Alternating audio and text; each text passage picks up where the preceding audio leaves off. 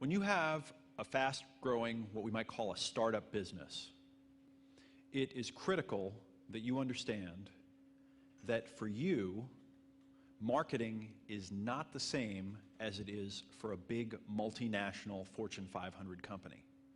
They are two completely different games.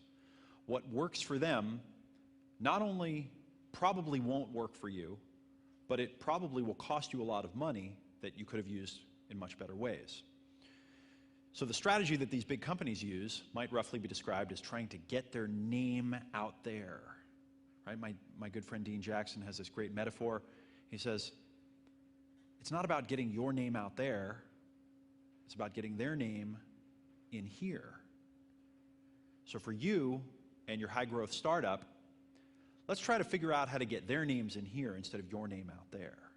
Because we don't want to stand on a mountaintop and yell the name of your business and hopefully drum up $1 billion to spend branding our logo, like companies like, I've heard that Nike has spent $1 billion branding their logo. Now, I don't know about you, but I don't have an extra $1 billion around to drive a little shape and a name into the minds of my prospects. I need to do something a little savvier, a little bit more street smart, a little bit more result-oriented. So, to me, the kind of marketing that we're going to do about getting their name in here is finding your audience, find your market, get in front of them, understand their needs, and then communicate clearly that your product or service, the thing that you offer, will deliver them to the promised land, will help them get the result, the outcome, the delivery from the fear, the anxiety, the pain that they seek at a fair price, and you'll make an offer to do it. You might want to write this down. Marketing is about conversion, not communication. Marketing is about conversion, not about communication. You're not trying to communicate with people, you're trying to get them to come in and convert and give you money in exchange for what it is that you're trying to sell. Now in this program, we're going to talk a lot about the design of your advertisements and your marketing. We're going to talk about offers and headlines and copy, and we're going to talk about all those fun things. But I want to point out here that I believe that there are elements that are far more important than those. Right? Most people go right to, I want to write the ad. How do I write the copy? How do I design the headline? What do I do? If you don't understand these other pieces, you're going to be doing those in vain. So things like your market, your model, your strategy, these are more important than the words that are written at the top of your ad. Far more important, really. So what is your market? Your market is a combination of the people that you sell stuff to, right, your target market, and the products and services that you sell. When you put those together, you have people that need stuff and stuff that they need, and they're buying it, and that creates a market. We'll talk a little bit about your market in the next section. But for now, you have to understand that understanding that, narrowing your focus, creating a category, dominating your niche, these are very important elements. You have to understand your market. Your strategy.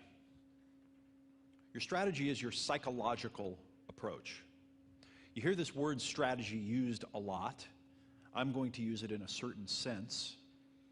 It's not what you're doing, but kind of how you're doing it, the method, the methodology, the philosophy you're using to kind of get there. It's an abstract term, but in this sense, your strategy is the psychological approach. So, are you the best in your market? Are you the cheapest? Or are you the unique new solution that wasn't available before? There's one thing that is almost certainly true in all situations. It's that the guaranteed way to fail is to try to be all things to all people. And it's a fundamental mistake that most of us make in business. We want to market to everybody. We want to talk to everyone instead of understanding the person that needs and wants our product the most and talking just to them. And then your model. Your model is how all the puzzle pieces fit together. It's the marketing channel that you market through, like print or TV or the internet. It's how you generate a lead or a prospect and how you convert it to a sale and then how you follow up.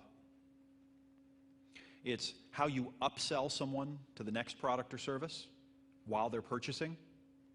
It's all of these steps in a spreadsheet in a real model with metrics so you can see how they affect each other and how they influence each other, and how if you grow, it will scale and how the numbers will change. And if you, as you're testing and as you're learning, I mean, I realize when you start out, you need to get an ad that works, you need to get a lead conversion system that works, whatever. But as you're building these, if you do not put these all together into a model that you can show me a diagram of and show me how they all affect each other and how when you pour the leads in the top, how they come out and how the money comes out and how the ROI looks, you don't have a model and you don't have a business. So from the business world, just so you have a frame of reference, here are some examples that I thought of that are interesting business and marketing models that have been very successful, have made a lot of money. Retail distribution is one model that seems to work very well. You create the product, you find the distributors, the retail outlets, you go to them and say, sell this thing, and I'll support it with my marketing, and then I'll give you the product, and you've got a lot of foot traffic, and you've got the customers, so we'll put it there. That's one model. Another one, subscription. You've seen magazine subscriptions, book of the month subscriptions, movie of the month subscriptions. These are interesting models. They're more of a long-term model where you try to get someone in the beginning and you get them to subscribe so you can sell them many things with one sale. Or how about infomercial models? Most people don't realize that infomercial models are not usually about selling the thing that's on the infomercial. That thing is just a lost leader or something to get you to pick the phone up and call with your credit card in hand to buy something because you're hot to buy, and then they sell you a bunch of other things, right? I knew someone that worked at, you remember back years ago, Don Lapre, who had the infomercial with the tiny classified ads. You could make money, and he sold that kit for 30 or 40 bucks. Well, the rumor was, this is just hearsay, but he had a $100 million company built off of selling those little kits to place tiny classified ads and make money on late night infomercials. And they weren't making their money from the kits. They were making money from upselling to services and merchant accounts and business opportunities. A modern innovative model is Dell Computers model. And what is their model? Well, part of their model that I think is brilliant is they get people to come to the website with all of their lead generation stuff, and the person comes in and goes through and starts building their dream computer and selecting all of the parts, and in the process, what happens? They psychologically weave themselves into it, and they start to own this thing that they're creating. Right? I think of what they do as a marketing model. I don't think of it as just something that's convenient. And then by the time you get to the end, you've built this computer that you want, you've got it all ready, and you can see it and you can imagine it, and it's like, okay, well, I guess I got to buy the thing. I mean, I built it. Right? What about the Windows operating system? They have a fantastic model. Right? They find these distributors like maybe Dell that sell millions of computers. They make wholesale deals with them to put their operating system on those computers that are going out the door. They do that for several years. Next thing you know, everyone's using that operating system. Everyone's using software that's on there. And then, all their friends start upgrading and going to the next version. And, I can't open that file anymore because I'm using the last version. And, I got to get this new software. Oh, guess what? That new software won't run on the last version of Windows. I should go buy a new version of Windows. Oh, you know what? That's going to bog down my machine. I guess I should just buy a whole new computer that already has the new version of Windows. And it's this amazing, virtuous cycle. But it's a marketing model.